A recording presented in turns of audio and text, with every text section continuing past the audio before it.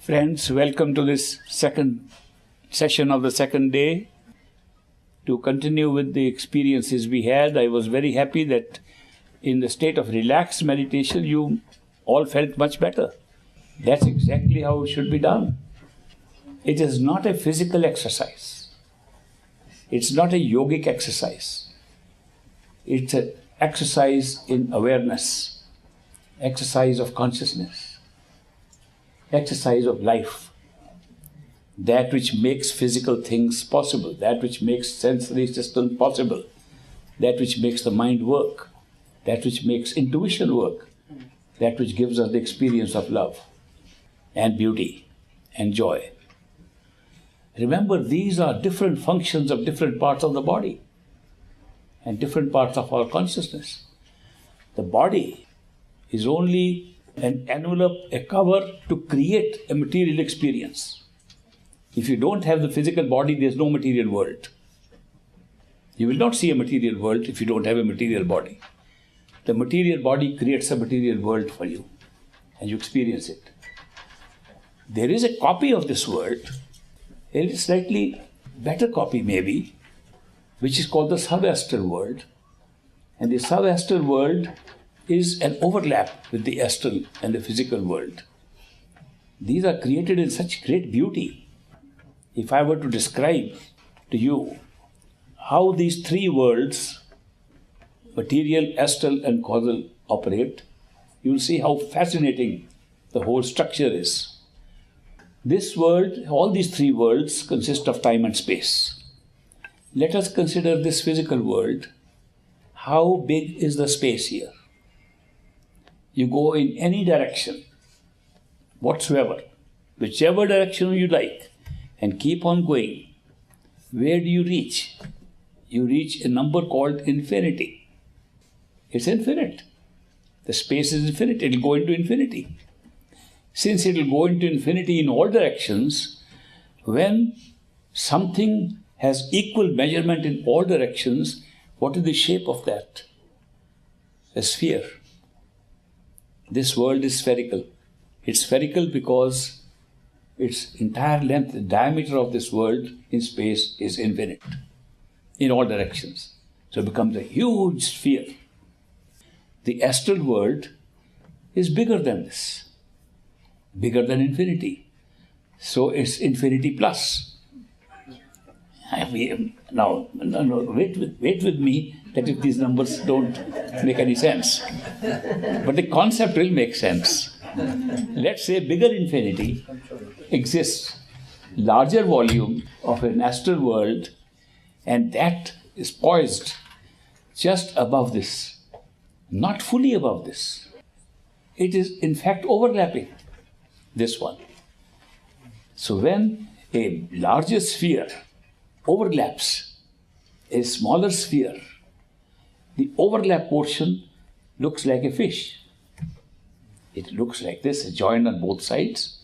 And if you want to see the other globe going, it looks really like a fish from both sides. Look like both are tails of a fish. Now that larger world has two sections. It's an overlap section with the physical world, and one that is not overlapping at all, is independent above that. Then there's another globe, another sphere of the causal world, much bigger. Infinity plus plus. It's a much bigger infinity. And that infinity is the causal world. Because it is infinity plus plus in every direction, it's again a sphere. So the causal sphere is much bigger, but it is above the astral, but not completely. It overlaps, thus creating another fish-like structure. These three worlds, the knowledge of these three worlds is called the knowledge of the two fish. I read in the Bible that Jesus Christ was able to serve two fish to 5,000 or 50,000 people. And people still believe he caught some fish from the pond. He gave knowledge. He gave knowledge of what exists. And we misunderstand these things, try to make it literal, physical. They are not. Yet, let us examine what these two fish do. The first fish, which is the astrophysical overlap, provides access to a disembodied spirit, to a spirit that has left the body and therefore has no real contact with the physical world, to still be in contact through the overlap. And there are spirits roaming around in that area all the time. People die, have attachments to people in this world, and they roam around in the same place in the overlap. They try to have access to the physical, but they can't. We can't see them. They can see us because the sense perceptions of the astral is better than the sense perception of the physical. They can see us, we can't see them. We call them ghosts and spirits. There are two kinds of ghosts. In India, we call them by two different names. A ghost that roams around searching for something is called a bhoot. And a ghost that does not roam around, haunts one place, is called a pret. People who die unnatural death, murder, suicide, accidents, they very often stay at the same location for a certain period of time till they can move either back into a physical reincarnation or upward or go some other area outside the overlap. People who have been restless in their life, and although they have died in natural death, but are still roaming around searching for something which they don't know what they are searching for.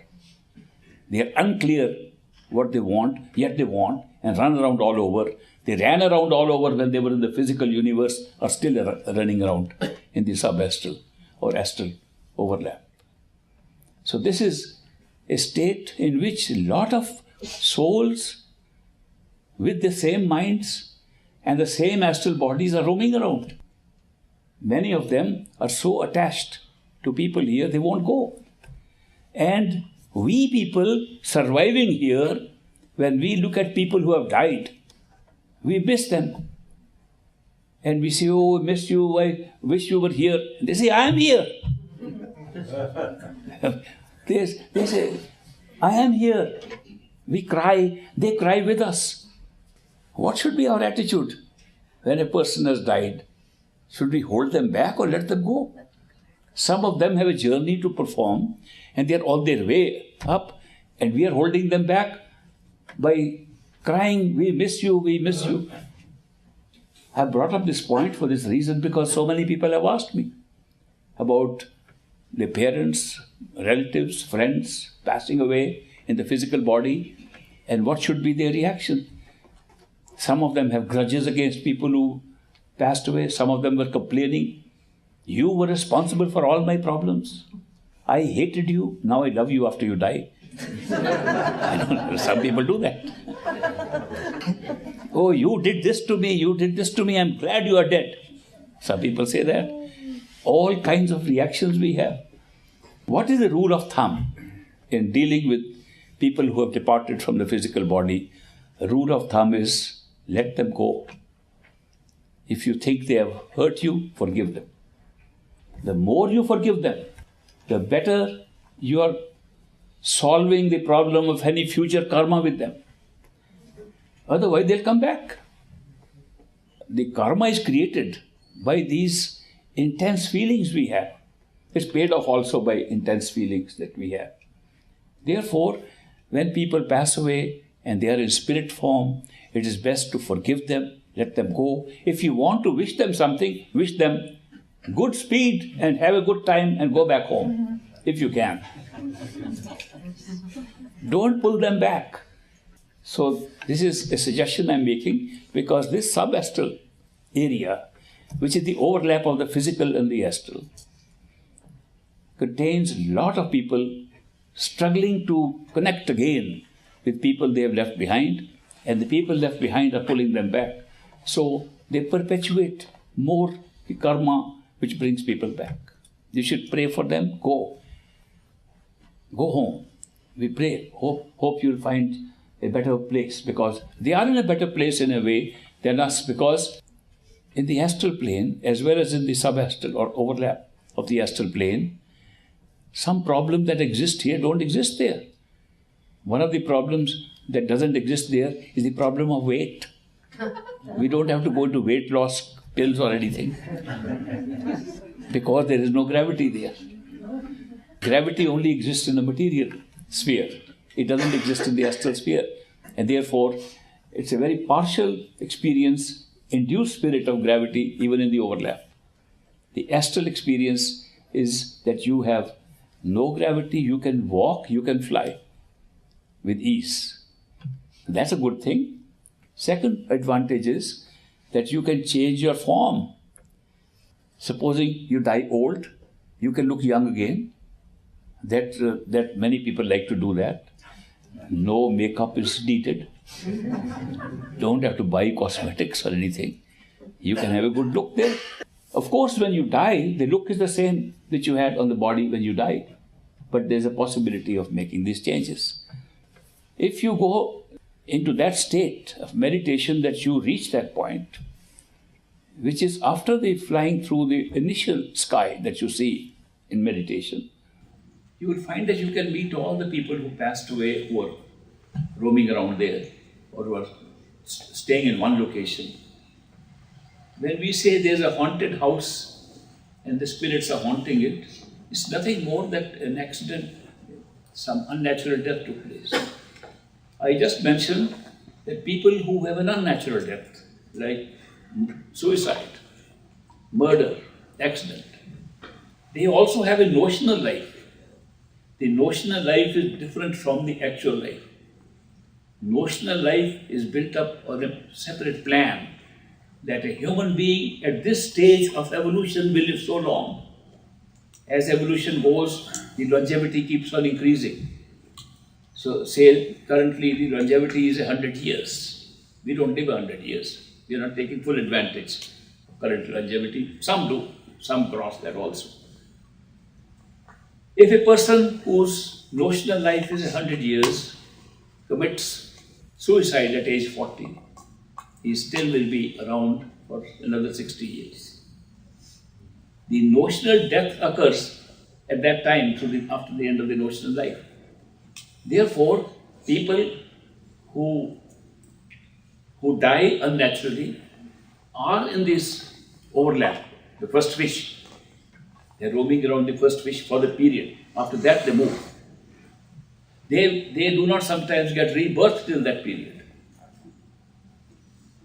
Sometimes they feel it's very hard. They regret afterwards. It's too late to regret afterwards because you can't go back into your body if you've already killed it, or it's already been killed somehow.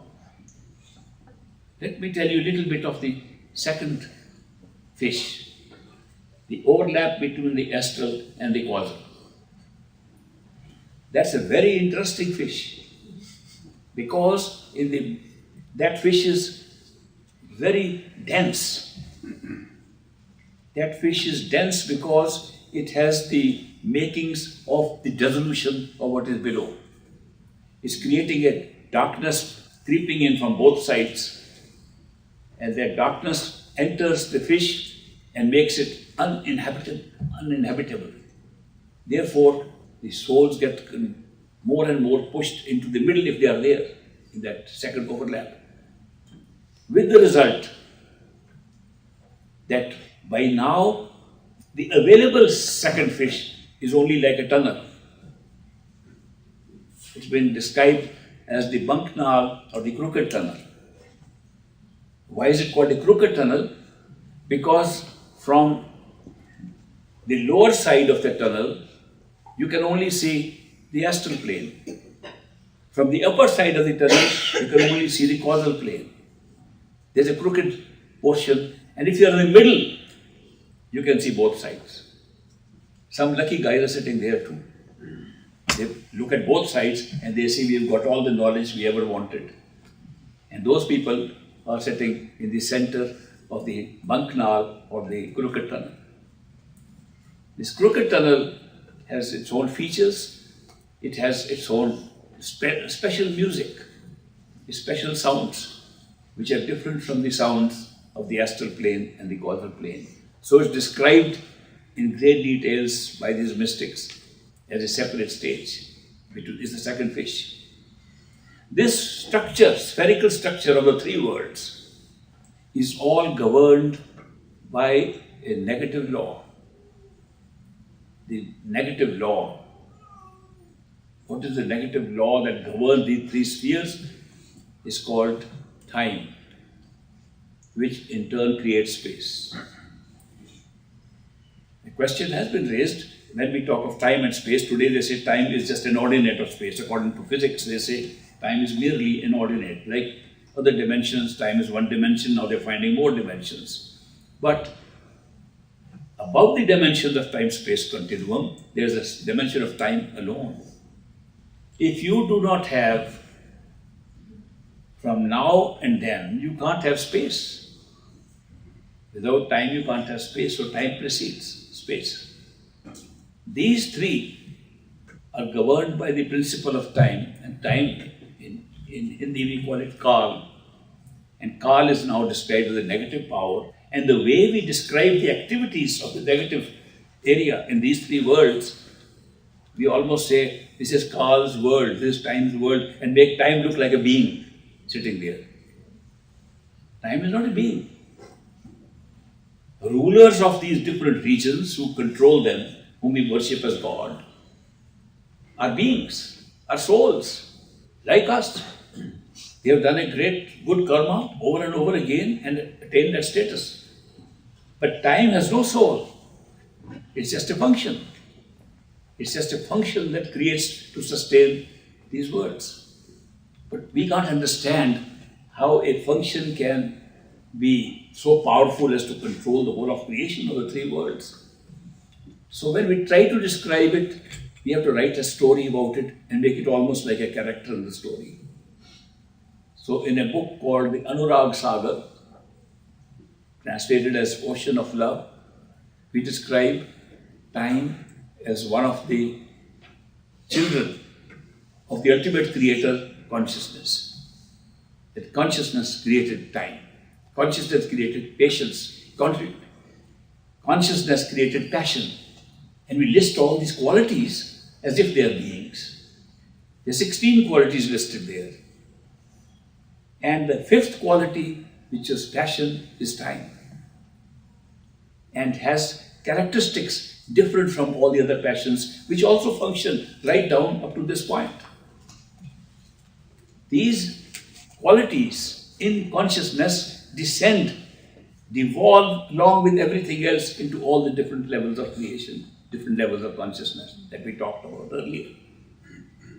So they all function in a covered way. They all get covered in these costumes that we wear. But the negative power that controls these three universes has its vested interest to keep this system going forever. So it has evolved some very nice rules, very nice systems by which it has perpetuated itself forever. And the system is that the whole of this inhabited area of the three spheres, inhabited by souls, acquired from consciousness, by making them individuated units. A soul is nothing but an individuated unit of consciousness, not separated from consciousness. It's part of consciousness.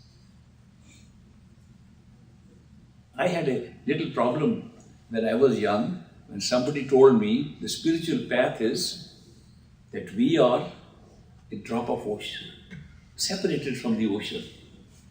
And the spiritual path consists of the drop running back somehow, making a spiritual journey and merging in the ocean. This idea never appealed to me. In fact, I didn't like the idea. I wouldn't have gone on the spiritual path if that was true. Because I reasoned with my mind that if I am a drop today, I have some identity, I am a drop. What will happen if I get merged? I'm gone. On the other hand, the ocean will not have any meaning for one drop adding to it. It's not a win-win situation, a lose-lose situation. We both lose. The soul loses identity and the totality gains nothing more by one more drop added to it. I said, this is no spiritual path for me. I want to maintain some identity I already have. Later on I found I was wrong. The drop never left the ocean. The drop didn't even exist as a drop. It was merely a contraction of awareness to a unit level within the totality that is called a soul, or called a drop. The awareness that we talk of that gradually increases is merely an awareness of the drop, knowing it was never a real drop, it was just a drop of awareness, and as it expands, it becomes the ocean itself. The drop never left the ocean. And the path does not consist of any journey going over anywhere. It's a path of increasing your awareness to totality. Then it made sense to me. That means the real identity is not the drop at all. The real identity is the ocean. And the experience of a drop is being created in the ocean. The experience of many drops is being created in the ocean, single, undivided ocean, which has never been divided. It has never been separated. When we say the Creator is whole everywhere, how can we say we are separated from the Creator? It's the same principle. Supposing the Creator is all of us and all things, everything that exists is a Creator, is a God. If one portion of God leaves, God will not remain God. He will not have the qualification of being total. We are all still there. God realization does not mean going anywhere. God realization means realizing where you are, who you are in the totality. And of course the question rises, then why did we shrink to this little level? We shrunk to the level to have the experience of the many. Otherwise you can't have the experience of the many if you're only one ocean, one God, one everything, nothing else. Where does the experience of love come from? Where does the experience of communication come from? Where does the experience itself come from? In oneness, there is no experience. Experience starts when we have this process by which we can make drops out of the ocean within the ocean. So this is something that needs to be clarified. That is, this is not a journey that we are going to travel anywhere. We are there. We just don't know. We forgot deliberately. We shut ourselves off so that we can have a show. It's like shutting the light off to be able to see the screen better in a movie theater. Why is the movie theater so dark? Shouldn't there be light in a theater? No, we won't see the screen very clearly. We make the whole thing dark to see a screen clearly. Then we made ourselves totally dark to see this expression, this show on the screen better. The screen is not two-dimensional, but is 11-dimensional, makes no difference. It's still a screen. So that is why we have created these conditions to have experiences. Consciousness needs something to be conscious of. Whatever it needs to be conscious of is called experience and also called creation. That's how things stand. That's how this whole creation functions. When you go above the three worlds, there is no time and space. But we have to have the origin of everything there. What about the origin of darkness? We have darkness here in order to create light. Somebody said, I need the darkness in order to see the brilliance of light. There's no other way to see the brilliance of light if you have no darkness. When I said that the second fish, darkness is creeping in, it creeps in till it destroys the whole of that fish. When it destroys, everything below it is destroyed. Because only the top sustains the bottom. When the whole thing is destroyed, there is no astral world, there is no physical world. All the souls there are held up just above the crooked tunnel. When it reappears in a new form by the same devolution process, the souls are scattered and they go, and since the mind is still the same, they go according to karma and inhabit this again. This process is called paralak, which is translated dissolution. The whole universe goes through dissolutions again and again. It has gone through several dissolutions already. In this dissolution, the astral and the physical planes disappear. and all souls go up.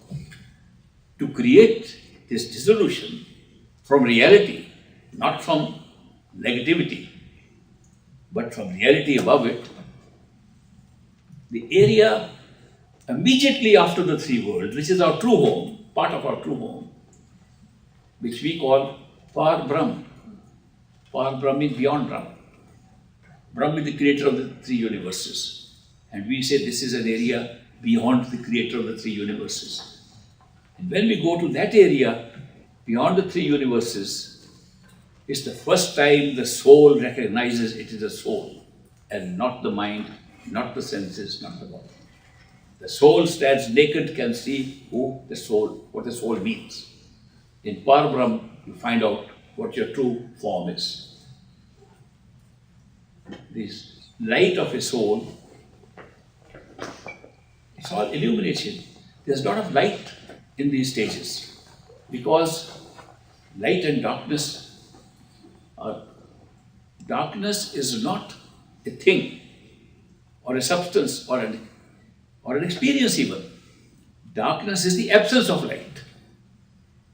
Light is some phenomenon, something that exists. Darkness does not mean that you have to have light and then you do something else called darkness. You take the light away, it becomes darkness. That's how it operates. So therefore, in order to have the source of the dissolution and the darkness in the second overlap, there's a grand dissolution. A grand dissolution provides for dissolution of the causal plane also, dissolution of the Gurukha tunnel also. It dissolves everything that has been created in space and time. Space and time disappear. Where does the grand dissolution take place? It takes place in pure spiritual regions around Par Brahm. Now, Par Brahm has two sections. Just like these others are divided into sections, the Par Brahm, I'm giving almost a geographical picture of it. It's not truly geographical, but you can understand the point. That Par Brahm has two parts. It is where the soul is there without mind, in both parts. But the lower part is where the negative power originates and operates the three worlds below. In grand dissolution, it dissolves. The lower part of Par Brahm goes. Upper part does not. Upper part of the Par Brahm is part of Sach, our true home. So we are able to see our true home even when we are not there, in the upper part of Par Brahm. In the grand dissolution, the lower part of Par Brahm goes, even the part above that, which is the source of all darkness, also goes. And that darkness is so dark, even with the light of the soul of 16 suns of the physical world. That's our ordinary light. Every soul has that light right now in us. If you go inside, go to Par Brahm, you will see your own light. It's so strong. That light is not enough to pierce that darkness.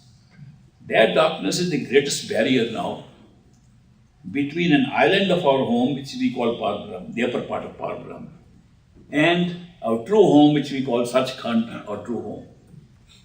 Between these regions is the greatest darkness, and to make matters worse, it's a whirling darkness.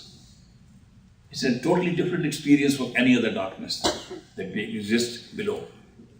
In that darkness, if you enter and say, I'll shoot out straight to the other side of this region, and you shoot out straight, you come out the same way where you went in, because the world around. It's swirling. It's called Bhamar Gufa. It's like a cave which is whirling around. It's like a dark cave which is moving around, so it's called Bhamar. Bhamar means that runs round and round. Bhamar Gufa. And beyond that is a stable state where we belong. And yet that stable state, which we call Sachkhand, is also an experience for the soul, where for the first time the experience of the one and the many gets merged. You can at the same time have experienced there's only one At the same time, you can have experience your many. These details I am giving you of some of these experiences, so that you should know the structure is very sound of this whole creation. It's a very beautiful, sound structure. I don't know if any architect can improve upon it.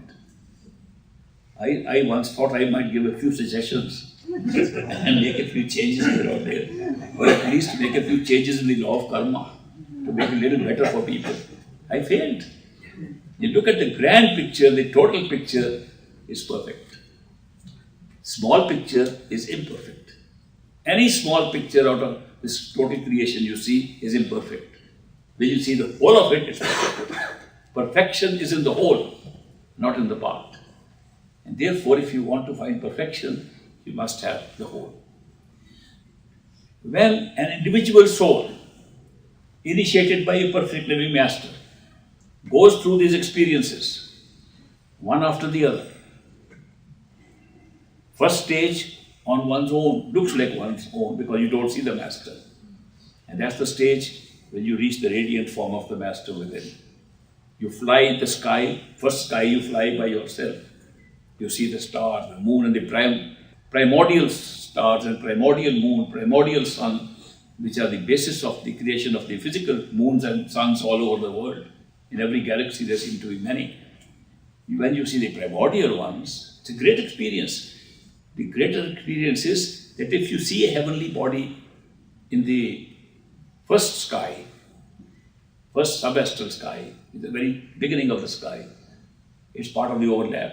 When you go through and see a star, it shines, and as you fly through, the star expands because it's coming close to it, and then instead of flying by the side of the star, you go through it and open up another sky.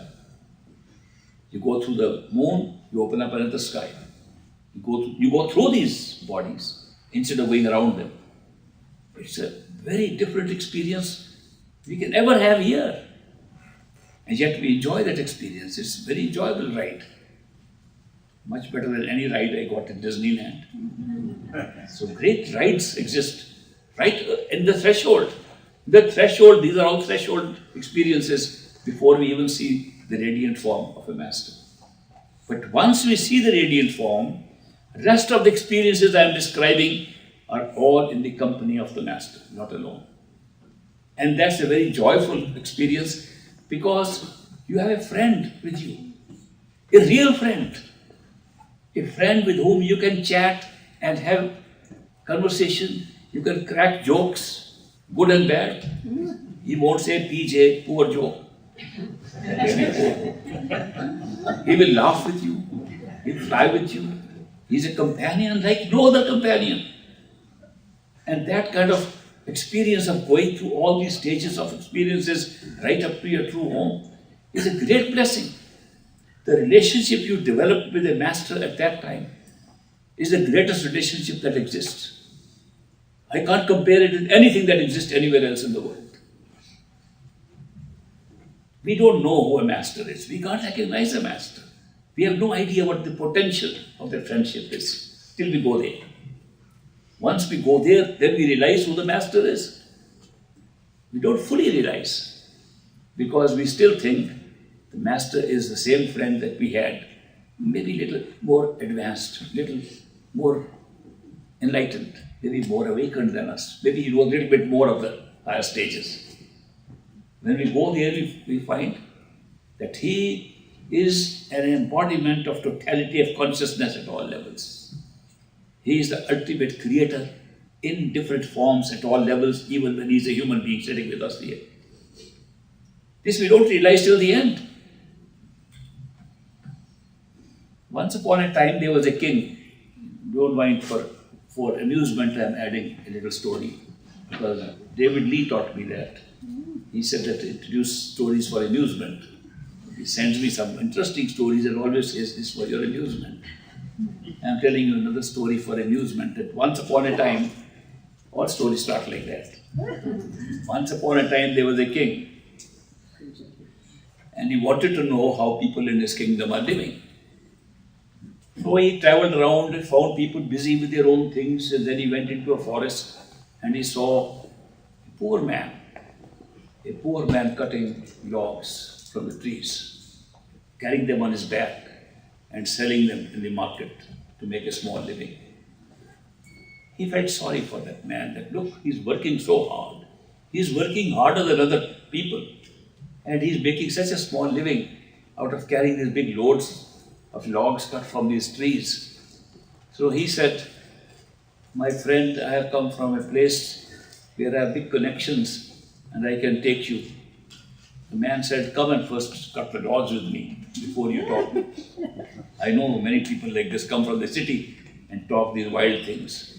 So the king starts cutting logs with him. He says, you know, I have a connection in the palace with the king. So that's impossible. Nobody has any connection in the palace. The guards are there, standing outside, they won't let you get in. He says, what if I can take you? He said, don't waste your time and mine. I know it. Those were powerful guards, they got guns with them and they protect the palace and the king. Nobody can go there. And the king says, let's try at least one day while we're coming back after selling the logs. They're both carrying logs now. And when on the way back, the king says, let's stop at the gate of the palace. So when he comes to the gate of the palace, he had told the guards, if he gives a sign, they should not tell he's a king. So he gave a sign and he talked to the guards and he said, can we have a peep inside the palace? And the guard said, only for you I can do that.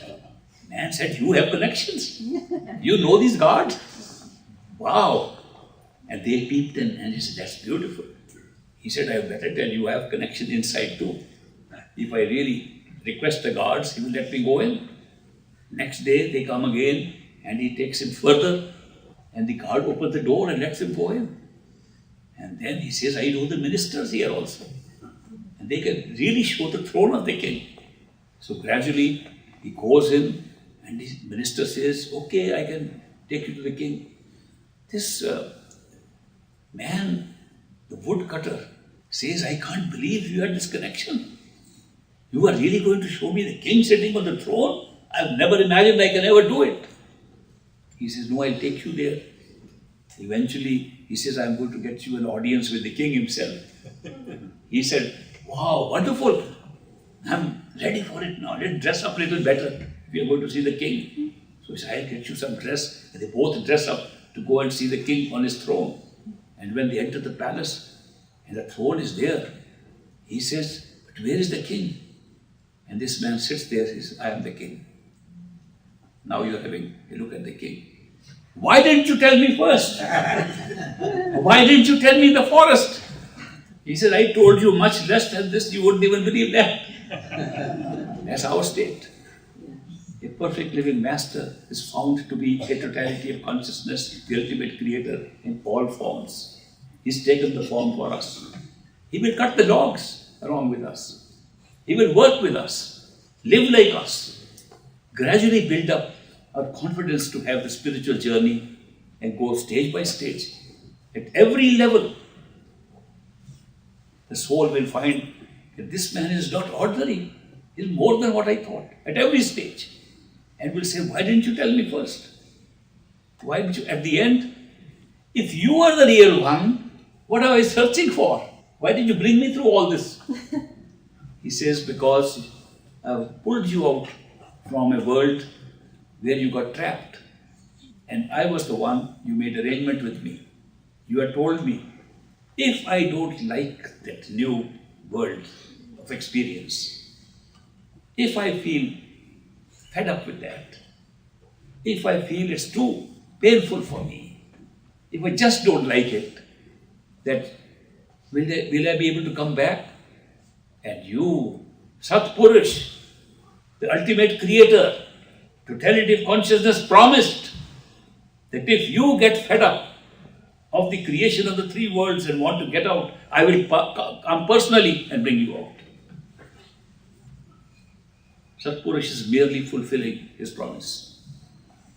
These perfect living masters are a fulfillment of the promise of Satpurush, the ultimate creator, to seekers who had got the original promise to be taken back.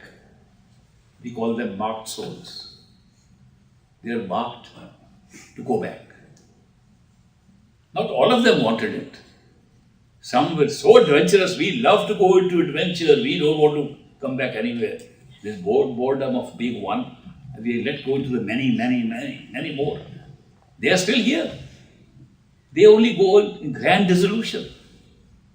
In the dissolution also, they just stay halfway. The grand dissolution, they go up. But till then, which is a very, very long time of stay here, they are in the trap of the three worlds.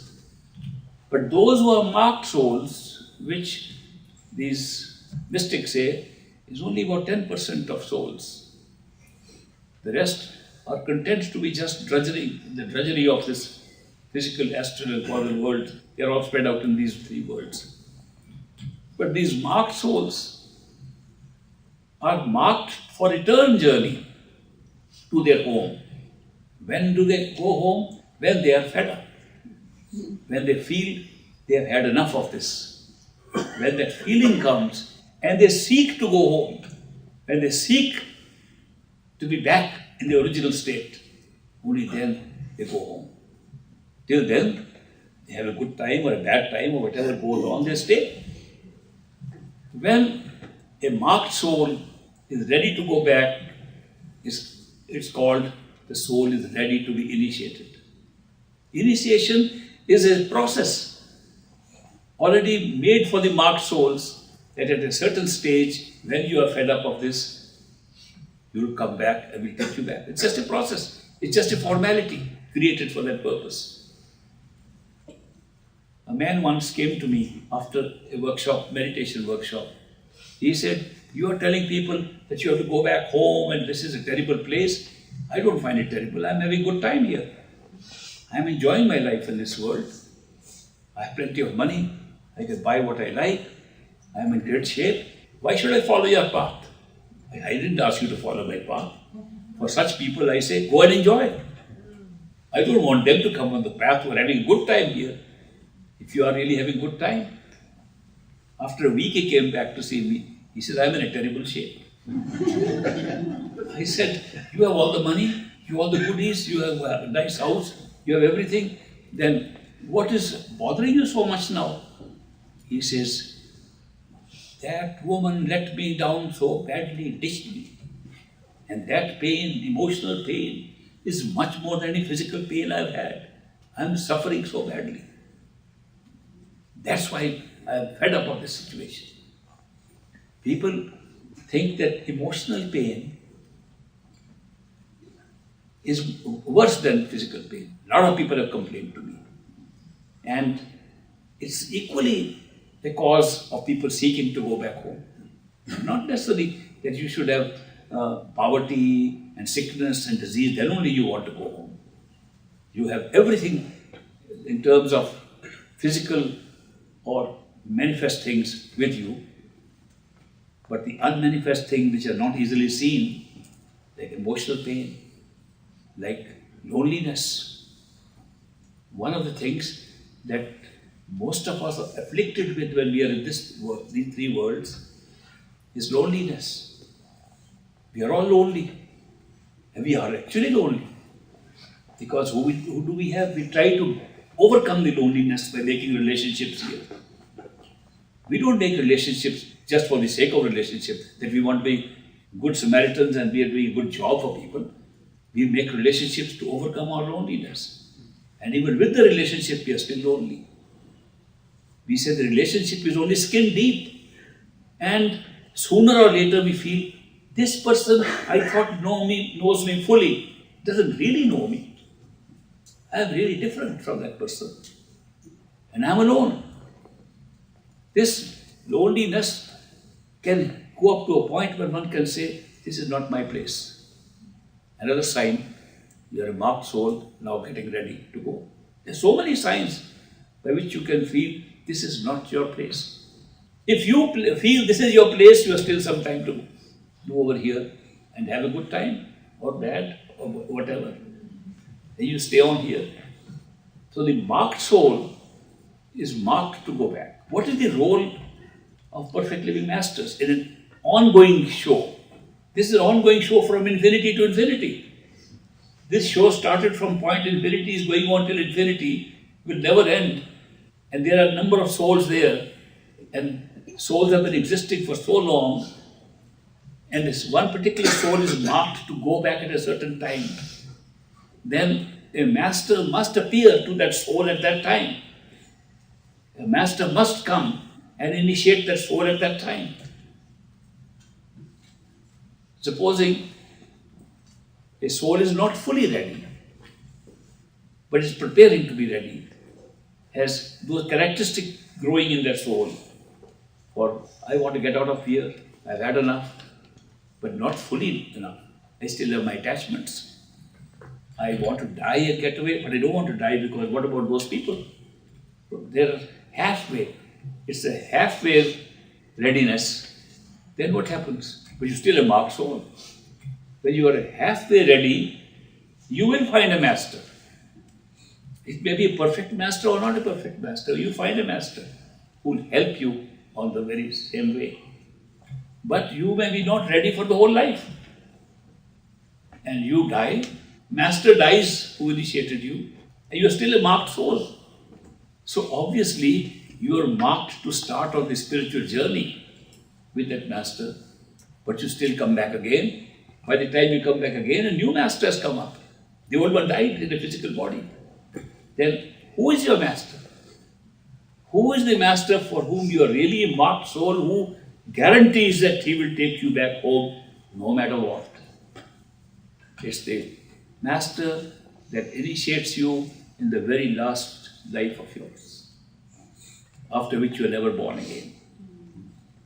In the course of this period, people have been initiated by perfect living masters in past lives. And they are still here because the one who was guaranteed to take them back home, after which you will never be born again, was still to come and came later. Masters are performing their own role. They have lists of marked souls with them. They have a list A and list B. I'm making it up. List A, I'm not going to be born again. List B is transition to another master. Well, because if your readiness is not complete, but it's half ready, you're still entitled to start moving on the path, and they will initiate you. But you will move on up to a point as far as you can go. Therefore, do not think that once you are initiated by a perfect living master, that's the end of the story. You may have to even come up later in the same life, or a next life, or even a third life, depending upon how heavy your desires and attachments for this physical world are, how strong your attachments to people are, what kind of pulls are being exerted on you by children, parents, friends, jobs, by anybody. When they pull you behind, then you have to wait till the time is right when you say, I don't care for anything. I just want to go home. It's a phase that comes through. In the course of this process of being initiated by a perfect living master, you may come across many imperfect masters. And people sometimes worry about it. I was initiated by a master, I'm not sure if he was perfect or not. They worry about it. Now I don't know. One man wrote to me, I have come across 2 perfect living masters now. I don't know which one to choose. A big problem. So, somebody says, I have been through 5 masters already. And if any other comes, I'm not going to take a chance. Maybe that's the one. Every master I find, I get initiated. And every kind of people are there in this world. What is the actual situation? The situation is you should never worry about it. Any master that comes that tells you to go within is a good master, whether it's a perfect living master or not. He's putting you on the right track. He will only take you as far as he has gone. He cannot take you any further. If he has gone to the astral stage and thinks it's a Sachkhand, he will take you to astral stage. But there's no harm. It's a great big leap forward. in the right direction. That you're finding the knowledge within yourself. He's teaching the same thing. You go with him. His imperfection is not imperfect for you because you are at the stage when he's good enough. It is just like a little child saying, my older brother goes to college, I want to go to college. No, you have to go to school. Why? Well, you have to first go to school, then you go to college. You have to get educated up to a certain point, and then you are qualified to go to a college. No, but I only want to go to college because they are professors. We are like that sometimes. No, I only want to find a perfect living master. You can't find anyway. You can't even know who is a perfect living master. You just seek, and if a master tells you the way to go within, accept him. That is the role at that time. I've told this story before, but some of you may not have heard. There was a disciple of great master. He's passed away, so I can tell his story and his name. His name was Trilok Chand, and he was an engineer from Burma, now Myanmar. From Burma, he worked as a civil engineer, road engineer, and he was very keen to find a perfect living master. Every Swami that came, every yogi that came, he would go after him and to find out the truth and enlightenment. And he was a very miserly person. You know what miserly means? Miserly means when he took $1 out like this, it was a rupee there, but anyway, let's say $1, he would look at the dollar and say, spend it or not spend it. Spend it or not spend it. Not spend it. That's how he saved up 30,000 rupees. With a small salary, as an engineer working for the government, he was able to save 30,000 bucks.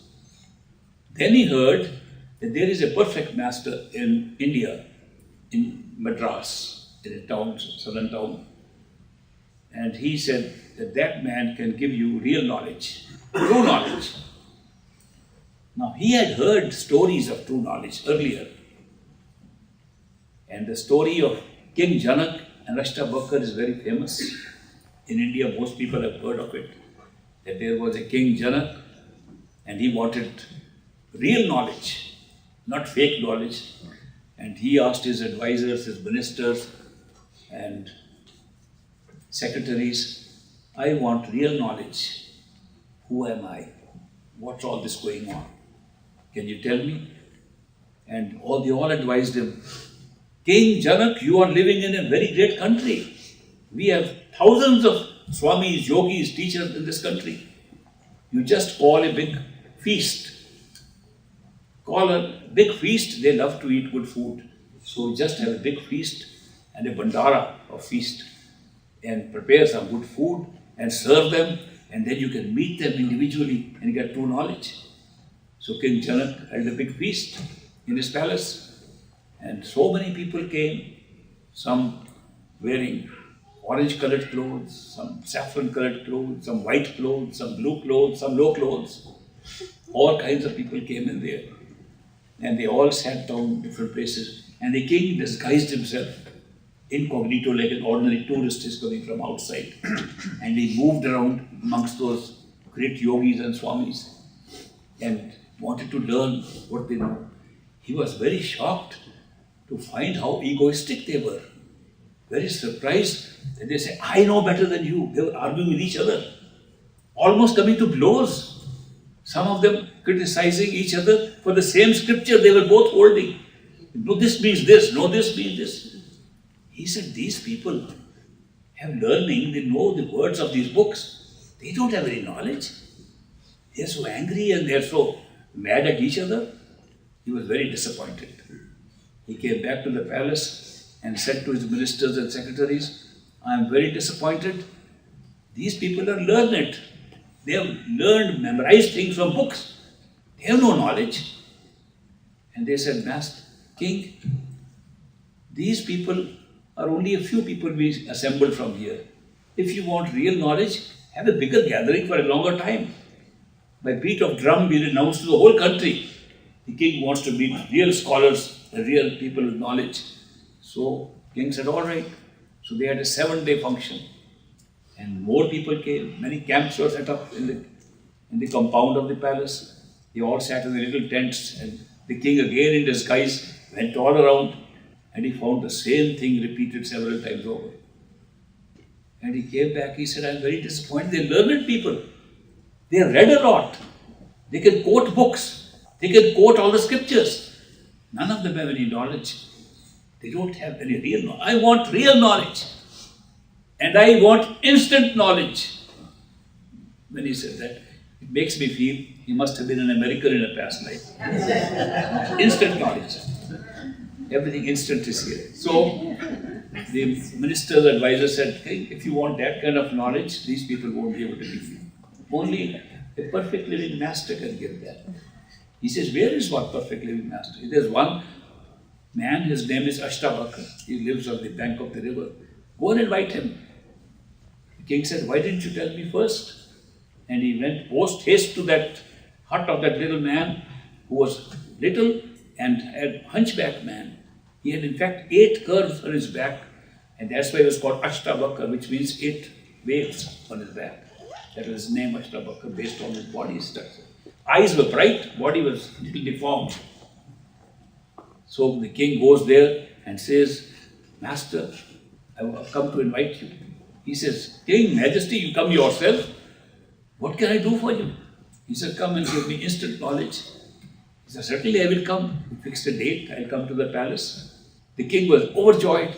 He called all his relatives, nobles, noble ladies and men and princes and princesses from all around, and in his auditorium in the palace, assembled all of them. And then Ashtabakar walks in, followed by 7 or 8 of his disciples. And they took off their shoes, which was customary at that time, took off the shoes at the door, and they walked in. The king had placed 1 chair for himself, 1 chair for the master on the stage set up for this event. And when Ashtabakar came, the people saw him and began to say, is this the guy who is going to give us enlightenment and give us knowledge? Look at his body. Look what he looks like. What kind of man is he invited to give us some instruction in enlightenment? They were murmuring like this by looking at the deformed body of this man. So when Ashtabakar sat on the stage with the king, Ashtabakar said, King Janak, what is the price of leather today? He said, Master, price of leather? What has that to do with enlightenment? I thought you were going to give us some real knowledge. He says, no, I am asking the price of leather. Are these not leather merchants sitting here? No, Master, they are nobility, princes and princes, they are royalty. They are not leather merchants. He said, oh, the way they looked at my skin, I thought maybe they are. Then the people realized that his master had a sense of humor, and they kept quiet. Then Ashtabakar said, King, what kind of knowledge do you want? King Janak said, I want real knowledge, instant knowledge. Ashtabakar said, even an instant is a time. How much is an instant according to you? He said, an instant is when I go out riding the horse, from the time I put my foot in the stirrup and jump on the saddle is 1 instant. He says, well, that kind of knowledge you have to pay a price. He said, Master, I am willing to give everything I have. All my coffers are open. You name the price and I'll give it to you. He said, I want 3 things. Ashtabakar said, I'm willing to give you 10, 20, whatever you want. No, I only want 3 things. I want you to give your body to me. I want you to give your wealth to me. I want you to give your mind to me. When you're given these 3, I'll give you instant knowledge. This was a very strange price tag for instant knowledge. But the king was so keen on real knowledge, he agreed. Master, my body is at your disposal. All my wealth is yours. And my mind is yours too. He says, are you sure you've given them to me? Are you sure this body is now at my disposal? He said, yes, Master. Take this body which now belongs to me, put it on my shoes which I left at the door. So the king gets up. I have to move wherever he tells me. I have given my body to him. As he moves, the crowd becomes very restless. This is the most stupid game we have seen. Man trying to give us knowledge is telling the king to go and sit on the shoes. What kind of knowledge is going? The king said, these people don't really know. King thought to his mind, These people really don't know. They think that I am a king, I've got all the wealth, and I've got palaces, and therefore what am I doing? When he thought like that, Ashtabakar shouted from the stage, King, you have no business to think of your wealth and the palaces. You've given them all to me. Oh my God, I forgot. They don't belong to me at all. And he said, King, you have no business to think whether you forgot or not. You can't even think you've given your mind to me. He couldn't. He said, I can't even think. He put his hand like this, and in an instant, enlightenment came to him. Because for that moment, of course, it was Master's grace that flowed when he was willing to give anything, including thinking. Instantly, the enlightenment came to him. And Ashtabakar said, need not go and sit on the shoes. Come back. Come and sit next to me. He said, did you get instant knowledge? Yes, Master. Was it really an instant that you defined? He said, less than an instant that I got this knowledge. He said, this was just an experience you got. This is not going to stay with you. It's a glimpse of what is real. Now, I will initiate you, and you do meditation. In about 20 years, you'll get this experience again. This story was well known, prevalent in India when Tarlok Chand went to Madras to get initiated by the Swami living in Madras.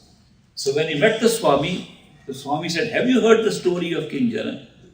He said, yes, sir. Okay, I do the same thing. Give me your wealth, give me your body, and give me your mind, I will give you knowledge. This man who couldn't decide on spending 1 rupee was willing to give his 30,000 rupees. And the master said, give me the money first because I have to start construction of a temple. So he transferred the 30,000 rupees to that Swami. Then he said, now give your body and we'll do a certain surgery to be able to better meditate. He said, I will teach you pranayama, breathing exercise, and I will do it in such a way that your attention goes inside. And that is to be done by repeating my mantra I will give you. Once you have to repeat from the right nostril, one from the left, alternately. And you have not to use your fingers, not to use your hands. Because if you use your hands, the attention will go on the hands. You have to do it internally with your tongue. The tongue must move backwards and block those orifices one after the other and make you do it. And that's internal. If I were at the Rokchand, I would have said, Master, won't the attention go to the tongue at that time instead of my hands? He didn't think of it. He was so keen on this knowledge. And he said, in order for the tongue to go back, it has to be cut from the tendons that hold it down. And for that, I will not perform a simple surgery, but since it's a sacrifice of the body, I will do it slowly by sandpapering it. And to make it worse, to make it more painful, I will not use an ordinary sandpaper. I will use that plant nettle rash, which stings so much.